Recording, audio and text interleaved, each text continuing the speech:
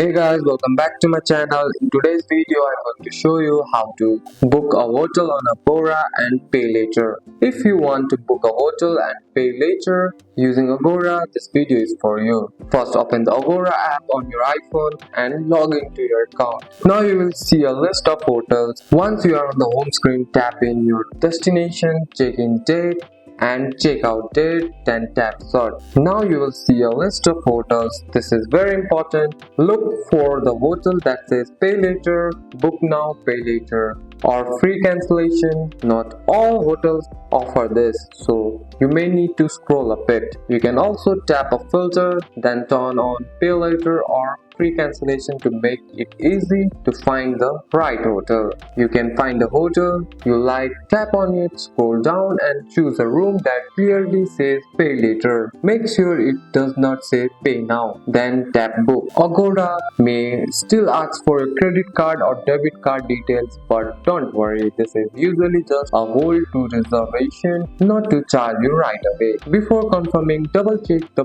payment section. It soon says pay at hotel or pay later along with the date when payment is due. And that's it. That's all for today's video guys. If you found this video helpful, drop a like and subscribe for more videos. Thanks for watching. See you in the next one.